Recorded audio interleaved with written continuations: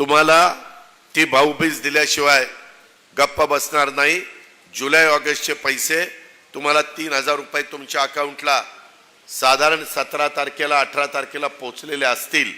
खोटा narrative set करण्याचा प्रयत्न कोणी केला तर कृपा करून त्याला बळी पडू नका। ही योजना आम्ही चालू केलेली आहे, ती कायमची पुढे चालू राहावी म्हणून चालू केलेली आहे। काही जणांनी माझ्यावर आरोप केलोय, काय सांगतायत, खोटं सांगतायत, चुनावी जुमला आहे, ह्यांना वेळ मारून न्यायची आहे।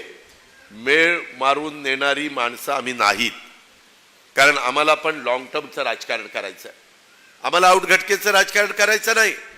माझ्या माय माऊलींनो, आज इथं आल्यानंतर तुम्ही भावाच्या नात्याने मला ओळखलेलं आहे।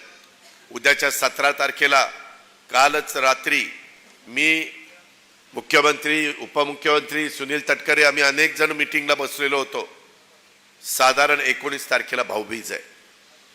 साधारण 1.25 ते 1.5 कोटीपर्यंत जे आलेले अर्ज आहेत त्याच्यामध्ये ते लाभार्थी नियमामध्ये बसतायत, तेवढ्या महिला मायमाऊली नियमात बसतायत। तुमची खाती आमच्याकडं, तुम्ही बँकेत उघडलेले नंबर आमच्याकडे आलेले आहेत।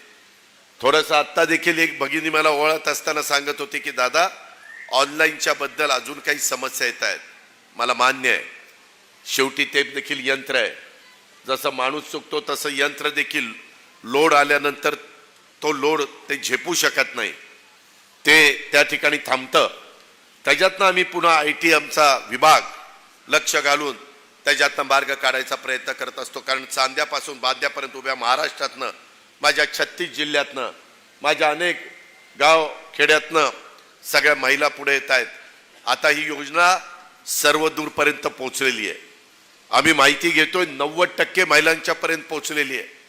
काही दिवसात राहिलेले 10% महिलांच्या पर्यंत पोहोचेल आणि त्याचे पैसे उद्याच्या 17 तारखेला मी काल इकडे येत असताना 6000 कोटी रुपयाच्या फाईलवर सही केली आणि मग मी इकडे आलेलो आहे। बहिणींनो, आम्ही महायुतीचं सरकार, आम्ही सगळेजण तुम्हाला ती भाऊबीज दिल्याशिवाय गप्प बसणार नाही। जुलै ऑगस्टचे पैसे तुम्हाला 3000 रुपये तुमच्या अकाउंटला साधारण 17 तारखेला 18 तारखेला पोहोचलेले असतील आणि विरोधकांना नेमकं ह्याचं दुःख झालंय, ज्याचा उल्लेख मगाशी ओझरता आमच्या सुनील तटकरे साहेबांनी केला। काही जणांनी माझ्यावर आरोप केलोय, काय सांगतायत, खोटं सांगतायत, चुनावी जुमला आहे, ह्यांना वेळ मारून न्यायची आहे। वेळ मारून नेणारी माणसं आम्ही नाहीत, कारण आम्हाला पण लॉंग टर्मचं राजकारण करायचं आहे, आम्हाला आउटघटकेचं राजकारण करायचं नाही। आज मी निपाणमध्ये येऊन, आज मी कळवडला, सुरगण्याला, दिंडोरीला, उद्याच्याला येवल्याला, नाशिक रोडला जाऊन मी काही सांगितलं तर उद्या ह्याच महिला मला नंतर आल्यानंतर जा विचारू शकतात, काय अजित पवार त्या दिवशी नागपंचमीला आला होता, फार वर तोंड करून बोलत होता, कुठं गेला तुझ्या गप्पा, कुठं गेलं ते आमचे 1,500 रुपये।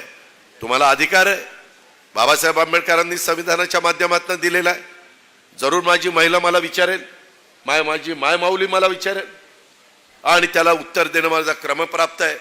आणि म्हणून या सगळ्या गोष्टीचा फार अभ्यास पूर्ण करून तुमच्या माझ्या राज्या, देशातलं एक प्रगत राज्य आहे, GSTचा मोठा कर आपल्याला मिळतो, एक्साईजचा कर मिळतो, नोंदणी करतो त्याचा कर आपल्याला मिळतो, अनेक प्रकारचे कर आपण गोळा करत असतो।